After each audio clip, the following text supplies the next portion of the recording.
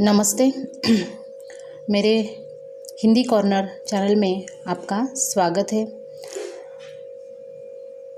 तो आज हम देखते हैं विशेषण। विशेषण की जो व्याख्या है, जो शब्द संज्ञा या सर्वनाम शब्दों की विशेषता बताते हैं उन्हें विशेषण कहते हैं। ठीक है। और विशेषण के जो भेद है वो 4 भेद हैं। तो आइए देखते हैं विशेषण के 4 भेद कौन से हैं। पहला तो है गुणवाचक विशेषण, दूसरा है परिणामवाचक विशेषण, तीसरा है संख्यावाचक विशेषण और चौथा है सार्वनामिक विशेषण। तो गुणवाचक विशेषण जो है वो देखेंगे। तो गुणवाचक विशेषण जो इसकी जो व्याख्या है, जो विशेषण शब्द संज्ञा अथवा सर्वनाम के गुण, दोष, रंग, दशा, अवस्था, आकार, देश, काल, स्थान आदि का क्या कराते हैं, बोध कराते हैं, उन्हें गुणवाचक विशेषण कहलाते हैं। ठीक है। फिर इसके कुछ गुणवाचक विशेषण के शब्द बताती हूँ मैं। गुण जो है सुंदर, अच्छा, मेहनती, ईमानदार, दानी, शांत, सरल, ये क्या है, गुण है। दोष क्या है, कंजूस, लोभी, घमंडी, अहंकारी। रंग लाल, नीला, पीला। दशा अवस्था मोटापा, पतला, स्वस्थ, बूढ़ा, बीमार, ये। और भाव दयालु, वीर, ये क्या है, इसके कुछ विशेषण हैं। ठीक है। तो हम दूसरा जो भेद है विशेषण का, परिणामवाचक विशेषण, वो देखेंगे।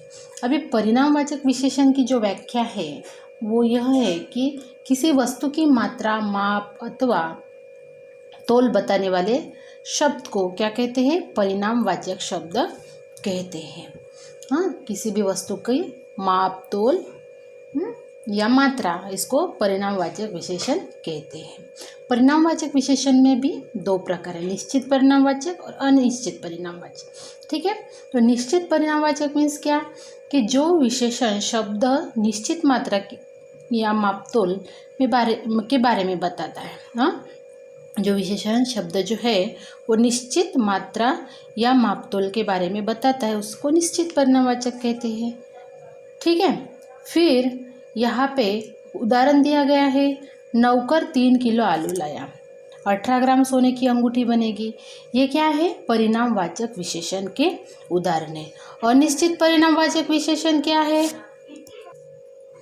दूसरा जो है वो क्या है, अनिश्चित परिणामवाचक। निश्चित परिणामवाचक के विशेष मीन्स उदाहरण हमने देखे हैं कि नौकर 3 किलो आलू लाया, 18 ग्राम सोने की, यानी यहाँ पे क्या हो रही है कि निश्चित संख्या बताई जा रही है। अनिश्चित में क्या हो रहा है कि जो विशेषण शब्द निश्चित मात्रा या नापतोल के बारे में नहीं बताता है उन्हें अनिश्चित परिणाम विशेषण कहते हैं।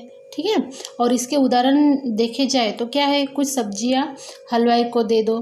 हाँ, कार में अभी अभी काफ़ी पेट्रोल है, इस तरह के। चाय में चीनी कम डालना, ये जो है वो निश्चित बताया गया है क्या, नहीं। मुझे कुछ रुपए चाहिए, कितने रुपए चाहिए ये बताया गया है क्या, नहीं बताया गया है, सिर्फ रुपए चाहिए ऐसे कहा गया है ना। तो ये अनिश्चित परिणामवाचक विशेषण हो गया है। तो तीसरा जो है वो क्या है, संख्यावाचक विशेषण। संख्यावाचक विशेषण की जो व्याख्या है वो क्या है, जो विशेषण शब्द संज्ञा या सर्वनाम की संख्या का बोध कराते हैं उन्हें संख्यावाचक विशेषण कहलाते हैं। संख्यावाचक विशेषण के जो भेद है वो यहाँ पे भी 2 प्रकार है, 2 भेद है, निश्चित संख्यावाचक विशेषण और अनिश्चित संख्यावाचक विशेषण। ठीक है।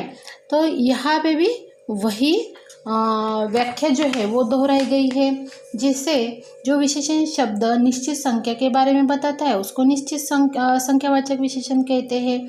और अनिश्चित की व्याख्या क्या है, कि जो विशेषण शब्द निश्चित संख्या के बारे में नहीं बताता है उनको अनिश्चित कहा जाता है। इनके उदाहरण भी वैसे ही है कि जैसे कक्षा में 40 विद्यार्थी है ना, तो 40 ये क्या है, निश्चित संख्यावाचक है। और अनिश्चित संख्यावाचक के उदाहरण, कुछ लोग बौद्ध धर्म को मानते हैं, तो यहाँ पे भी निश्चित संख्या बताई गई है क्या, नहीं, कुछ मीन्स मात्रा हमें पता नहीं कितनी है, कुछ की। हाँ, तो ये अनिश्चित संख्यावाचक हो गया है। तो चौथा देखते हैं सार्वनामिक विशेषण। सार्वनामिक विशेषण की जो डेफिनेशन है, जो सर्वनाम शब्द संज्ञा से पहले लगकर विशेषण का कार्य कराते हैं उन्हें सार्वनामिक विशेषण कहते हैं, या उन्हें दूसरा नाम भी है संकेतवाचक विशेषण। ठीक है, तो इसके जो ये है उदाहरण जो है सार्वनामिक विशेषण के, हाँ, उस जंगल में शेर है, यह पुस्तक मुझे लेनी है, ये साड़ियाँ ड्राईक्लीन के लिए मीन्स ड्राईक्लीन के लिए ले जाएगी, वे दुकानें नहीं बनी हैं। यह, उस, वे, ये क्या है, सार्वनामिक विशेषण है। ठीक है, तो यह विशेषण के 4 भेद हैं। तो इस तरह से हमारे विशेषण के 4 भेद जो है, जो मैंने अभी आपको बताया है। पहला कौन सा है? पहला जो है वो गुणवाचक विशेषण है। दूसरा परिणामवाचक विशेषण है। परिणामवाचक के 2 प्रकार हैं, निश्चित, अनिश्चित। संख्यावाचक के भी 2 प्रकार हैं, निश्चित, अनिश्चित। और सार्वनामिक विशेषण, सार्वनामिक हमें सार्वनाम पता है, हाँ, यह, वे, ये सार्वनामिक विशेषण है। तो इस तरह से हमारा जो ये विशेषण का जो पार्ट है वो पूरा हो गया है। और आपको मेरा ये जो पढ़ाना है या फिर बताना है, आपको अच्छा लगा तो प्लीज़ कमेंट्स कीजिए, लाइक कीजिए और मेरे चैनल को सब्सक्राइब कीजिए। धन्यवाद।